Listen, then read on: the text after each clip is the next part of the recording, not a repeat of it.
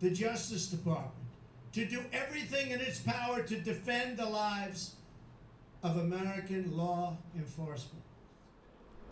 Welcome to In Pursuit of Truth. This is your host, Sir Patrick Mack. We've got, looks like 6 new Q posts, and I'm going to get started on them. Keep in mind, I always read through them once, so if you want to skip to my analysis, just click the timestamp below. Post 1372, 45 minutes after the hour of 10 a.m.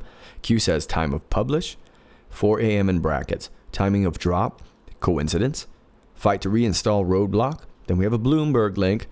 Who is Richard Donahue? Background, pain. Q. Post 1373. 48 minutes past the hour of 10. An anonymous post. This, yes, he really said this. And this is a quote from Abraham Lincoln. We the people are the rightful masters of both Congress and the courts, not to overthrow the Constitution, but to overthrow the men who would pervert the Constitution. Q responds at 51 minutes past the hour of 10 a.m. They knew this day would come. Evil everywhere. Corruption everywhere. We fight. We the people. Q. Post 1374. 57 minutes past the hour of 10 a.m. responding to an Anon who says, it's apparent to us Anons what crimes Preet is complicit in. I don't know how these people keep thrusting themselves into the spotlight when they are pure evil. Q says, what do you notice? They all drop hints they are considering future elected positions. Why? Claim interference? Attack on opposition party? Protection? Can you serve from jail? Q.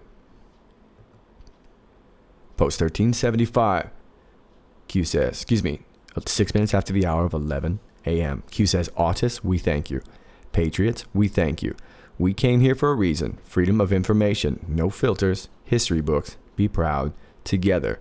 Where we go one, we go all. Q. Post 1376. Q says, did you catch it? Speech in brackets. What NYPD detectives were 187 in brackets mid-2017. Officer Familia. 1 in kill brackets. Godspeed, Patriot. We will never forget. Q. And that's 20 minutes after the hour of 11 a.m. And post 1377, 22 minutes after the hour of 11. Responding to an Anon who says, at POTUS, I have directed the Justice Department to do everything in its power to defend the lives of American law enforcement. Q responds, do you trust POTUS? Does POTUS trust Sessions to protect the lives of our brave law enforcement, our country? Reconcile. Would Sessions be AG still if deep state? Critical thinking dismisses fictional clickbait claims. Q. And that's 28 minutes after the hour of 11. Okay, let's take you back to the beginning. Post 1372, 45 minutes past the hour of 10 a.m. Q says time of publish, 4 a.m. Timing of drop, coincidence? Fight to reinstall roadblock. And then we have this link to Bloomberg News. Now, this link here is regarding Preet Bharara, and we'll talk about that in just a second. For those of you who are not familiar with the 4 a.m. reference, what this means is this is in regards to any of the major media groups, whether it be News Corps or Gannett or Sinclair or something like that. They send all their affiliates out these talking points at 4 a.m., and that's how your local media gets the news, and a lot of media will get their news. And it's basically a script. And it's you'll see that exposed rather humorously, actually, on a video. You can search it in YouTube. I want to just say Sinclair. Let's say Sinclair News script, and you should be able to find it. Those are probably some keywords that'll help you find it. But anyway, you'll see that all these different news reporters around the country are reporting this script, and it's just the same thing over and over and over. You're not getting the real news, of course, and we knew that already. But Q's pointing it out here in particular, saying time of publish 4 a.m. Well, let's look at this Bloomberg link. And here I've taken off a reader mode so that you can see this was posted here at 4 a.m. Eastern Daylight Time. And let's take you into the mode so you can read the article. This is from Bloomberg. Bharara weighs independent bid for New York Attorney General. When a New York jury convicted ex-Assembly Speaker Sheldon Silver on bribery charges last week, the biggest winner might have been Preet Bharara, even though he was nowhere near the courtroom. As the top federal prosecutor in New York, it was Bharara who brought the case against the once powerful Democrat, and the verdict may have cemented his reputation as a crusading corruption fighter. Yet even before the jury came back, Bharara was already weighing a run for the suddenly vacant spot of New York Attorney General, possibly doing so as an independent, free of ties to Democrats and Republicans, according to a person familiar with his thinking. Running as an independent, that would be the first defining message of his campaign, said William Cunningham, an aide to 3 former New York governors and Mayor Michael Bloomberg, the founder and majority owner of Bloomberg News parent Bloomberg LP. Being Attorney General is an easy fit for a former U.S. attorney. Bharara's name was floated as possible Attorney General almost instantly after Eric Schneiderman quit as New York State's top cop on May 7th following allegations of abuse by 4 women. Bharara, 49, served almost 8 years as U.S. Attorney in New York, where he spearheaded a unhistoric crackdown on insider trading and targeted corruption in state government before he was summarily fired by President Donald Trump on March 11th, 2017. If I take you over to Business Heads Insider, you'll see that March 11th, 2017. He was indeed fired by Trump, and he didn't want to resign. They wanted him to do that, and he wanted to be defiant and basically say that he got fired. And we're going to see kind of the relevance of why that was the case. But now Q is saying timing of drop. Well, there's the reference here to Preet Bharara. Would have been your yesterday's video, 1370. And it looks like it's coming in at 32 minutes past the hour of midnight. And of course, and this is Eastern Standard Time. And the article came out at 4 a.m. Eastern Daylight Time. Coincidence? No, I think not. We've seen this before. And if you're new to Q, now you've seen it. But we've seen this many times before. So for many of us, we know this isn't a coincidence. All Q needs to really let us know is that this came off the 4 a.m. talking points. Now, fight to reinstall roadblock. Okay, so we just talked about it. What was the roadblock? The roadblock was Eric Schneiderman. And of course, you know what he's wrapped up in, right? Allison Mack. She started singing, and thank you, by the way. A lot of you guys said a cage bird sings. A cage bird sings, Patrick. Yeah, you're right. Maya Angelou, right? Why does a cage bird sing? I would agree. Okay, so looks like Allison Mack is singing, and that resulted in Eric Schneiderman. And now Preet Bharara wants to get all up in that too, but he's from the same area of New York, isn't he? Is he going to be another roadblock?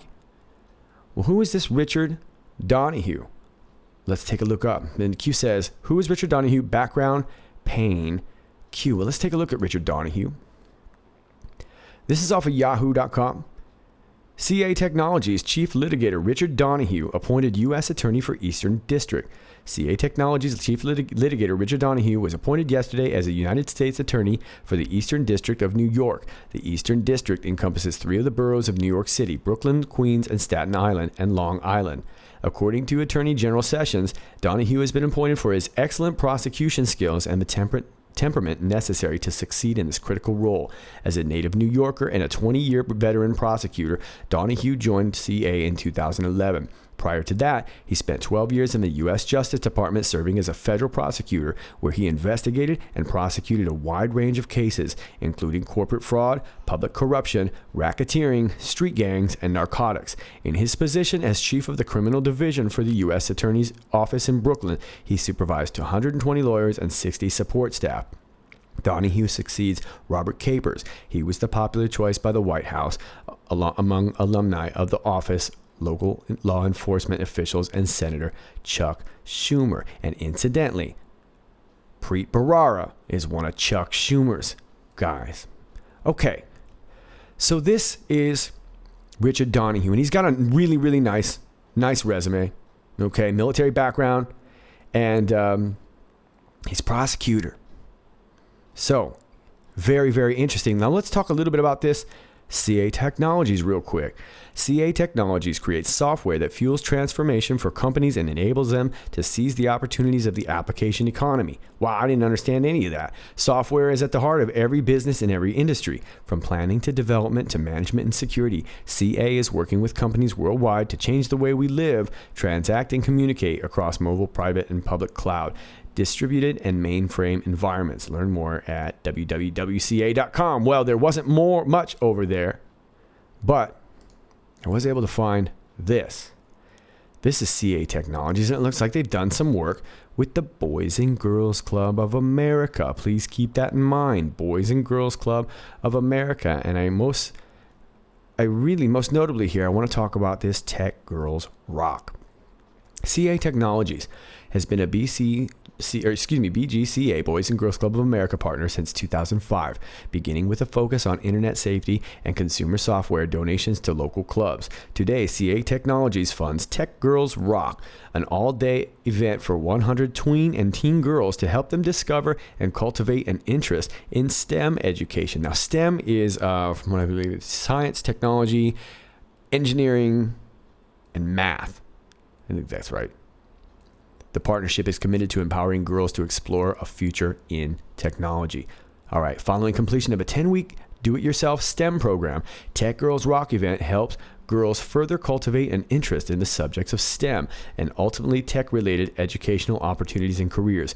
Innovative and inspiring learning opportunities are delivered through the Tech Girls Rock workshops. These lessons include scratch programming, code breaking, STEM scavenger hunt, and a career panel made up of CA Technologies volunteers. Participants engage in discussions on key IT trends and topics and participate in technology-focused challenges and projects designed to provide fun, hands-on, interactive experiences that develop critical thinking skills. So this sounds pretty cool, okay? The CA Technologies thing and this STEM thing. Now, I just want you to keep a few key things in mind. We've got this Donahue guy, who look, the jury's out on him. I just want to show you a few things that I found on him. I don't really know this Donahue, okay? Richard Donahue, what's his background? CA Technologies. Now, they did some work with the Boys and Girls Club, and wherever we see the Boys and Girls Club, we see the Clintons. Now, this is CA Technologies' page. CA Technologies hosts Clinton Global Initiative America STEM event and grows Tech Girls Rock program with Boys and Girls Club of America. Well, like I said, where there's kids, there's Clintons. All right, so they're talking about this Tech Girl. And this Tech Girls is talking about the STEM subjects, all right? And like I said, and forgive me if I'm wrong, I think it's science, tech, engineering, and math. Anyway, it all sounds great, right? Sounds great. Let me take you over here. About a year after that article, we have this from June 28th, 2016. Clinton wants to staple green cards on STEM grads' diplomas. As president, Hillary Clinton would support the automatic granting of green cards or permanent residency to foreign students who would earn advanced STEM degrees in the U.S. Clinton, the presumptive Democratic presidential nominee, said she wants the U.S. to staple green cards to the diplomas of non-citizens who earn master's or PhD degrees in STEM fields, science, technology, engineering, or math. There it is, from accredited institution. Clinton outlined her plan in a broader tech policy agenda released today. This agenda is big on improving the computer science education and is modeled after some of President Barack Obama's efforts, such as training 50,000 computer science teachers in the next 10 years. But the topic that may get the most focus is immigration. Whoa, hey, wait a minute now. Hang on. So we're talking about STEM students, science, technology, engineering, math. Why is the topic that gets the most focus immigration? Now, let me take you back to Donahue for a second. This is off the forumnewsgroup.com, and I'm actually going to take you down a little bit here.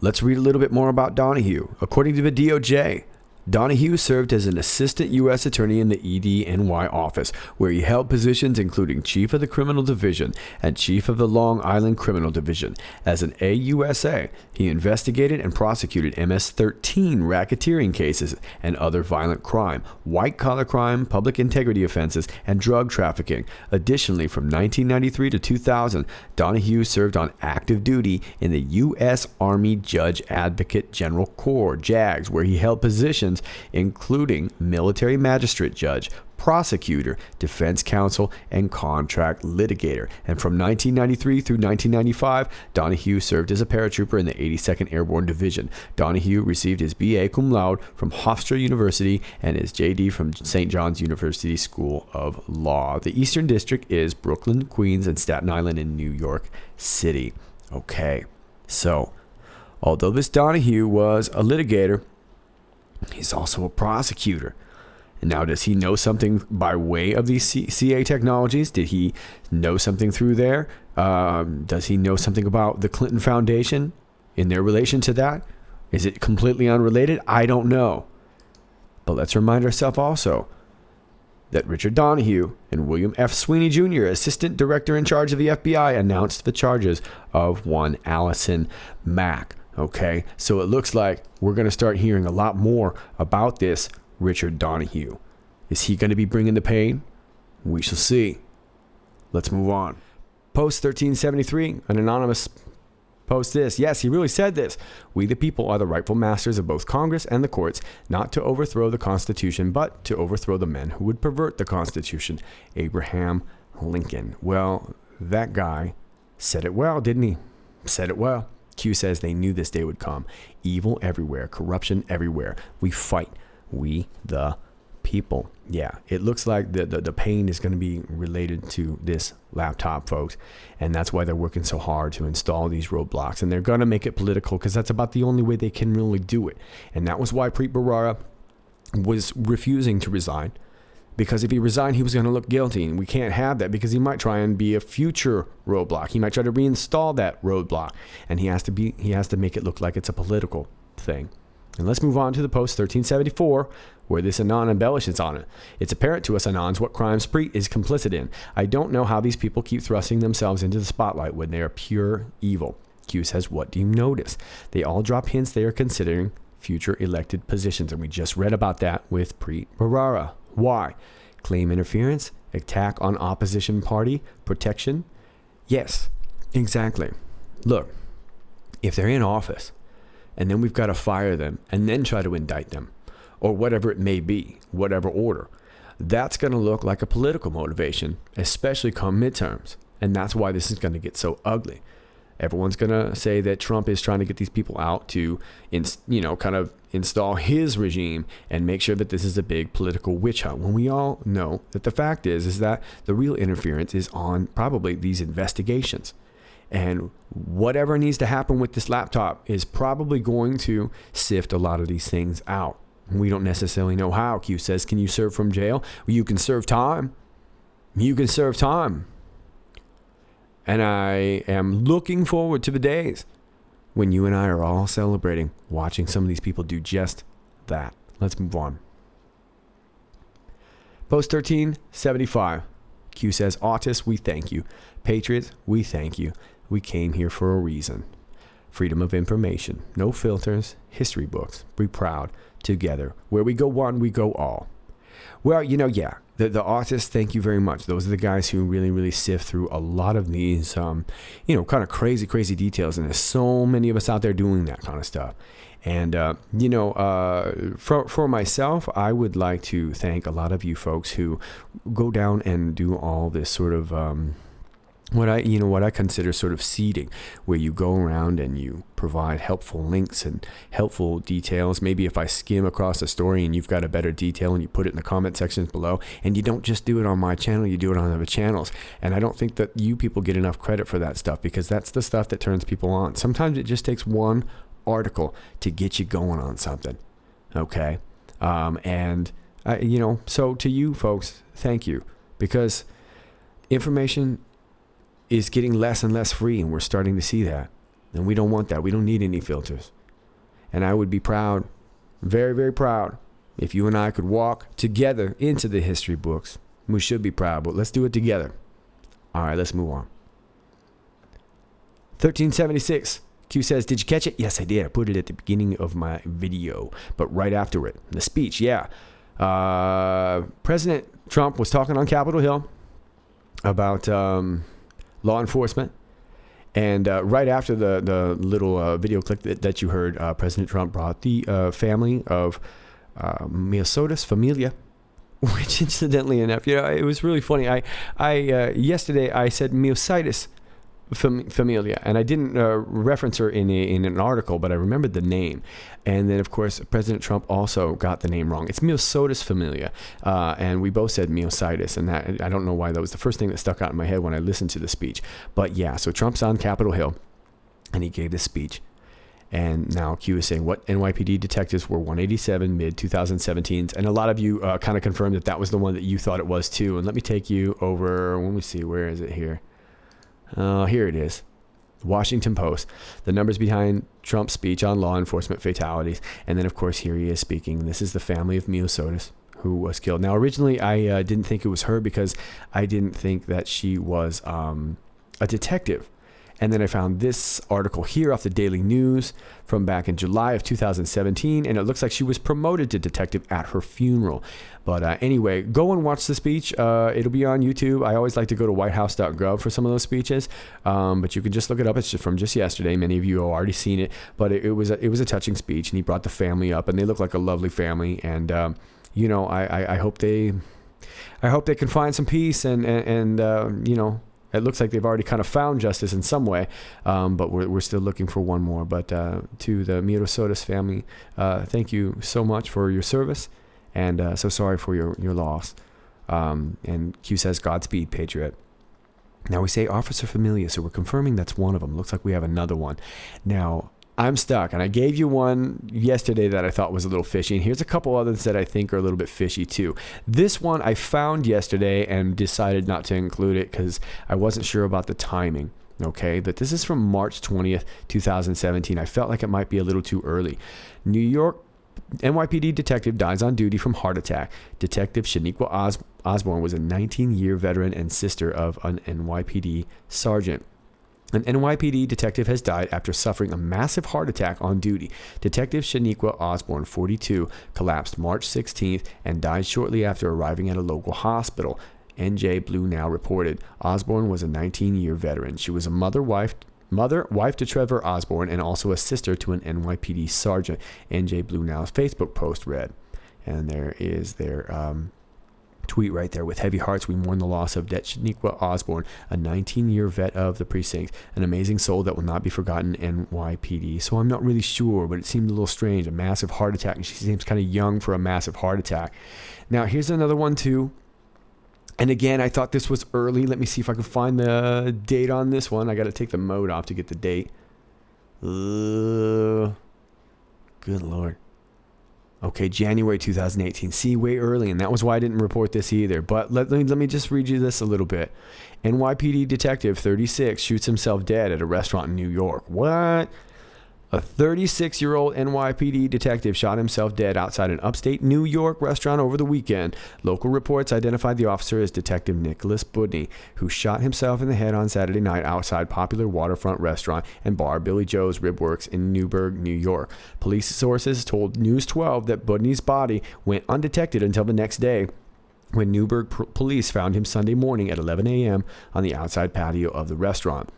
Local reports have identified the officer as Detective Nicholas Budney, pictured with his wife, Shannon, who shot himself in the head on Saturday night outside popular waterfront restaurant and bar Billy Joe's Rib Works in Newburgh, New York. Wow. So I'm not really sure, but we're still looking for that other one, I guess. But either way, Q says we will never forget. And that's true. Thank you to the Familia family and to you, Miosotis. All right, now post 1377. Q is responding to an Anon. At POTUS, I have directed. Okay. So this is This is the quote that you heard, and you heard it at the beginning of the video. I have directed the Justice Department to do everything in its power to defend the lives of American law enforcement. Q adds on, do you trust POTUS? Okay. Well, look, I like POTUS, and I trust POTUS in some areas, and I think you can understand my hesitancy to flat out say yes. I'm not going to say blindly yes for a long time now. Okay. The reason, whether we trusted too much or maybe just gave up too much responsibility, but we let a lot of people run roughshod in our government. And although I'm really, really excited about all the moves, and I'm backing POTUS, and I'm pro POTUS, and those of you who follow me for a long time, know that very much to be true. But flat out trust? No, I don't flat out trust anyone right now. But I back POTUS. I'm pro POTUS. I hope you can understand that. And I trust POTUS in certain areas, for sure. Does POTUS trust sessions to protect the lives of our brave law enforcement? I think so. Our country, yes. Reconcile. Oh, reconcile. Remember, we're talking about Robert Mueller there. What did they reconcile? Is Robert Mueller gonna all of a sudden make a move? What's gonna go on here? What did they reconcile? What did President Trump President Trump and Robert Mueller reconcile. Now, obviously Mueller knew he couldn't get another term, so they couldn't be meeting about that, but that's what they said. Talking about promising Mueller another term. But that wasn't going to happen. That's against the rules. So they obviously were reconciling something. Let me just turn you on to this real quick. Let me type in the reconcile. And let's take you down to, right here, 1286. Reconcile. Reporting incorrect per White House the day before. Enemy, slave, Mueller, uranium 1. So is this something to do with uranium 1 that Robert Mueller needs to reconcile with? Looks like we might be finding out very, very soon. Q goes on to ask, would Sessions be AG still if deep state? Well, no, I would argue not. I would think actually if Sessions were deep state, don't you think he would have been let go first? Why would they let that go on if he was deep state? After all, he's in charge of the whole thing, even though he recused himself.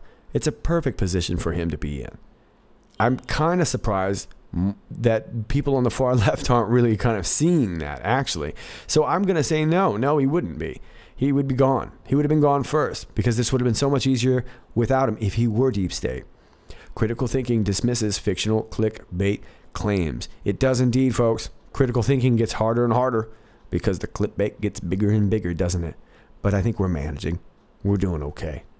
Okay, folks, those are your Q posts for now. That's all I got for you. As always, if you like this video, please click like, share, and subscribe. And if you get unclicked, just unclick or just click it back on again, and then they click it off and you click it back on again. You know the tune. You know how it goes. And if you don't find me here, you can always find me on Gab. Okay, thank you so much. And until next time, this is Sir Patrick Mack. Stay loving.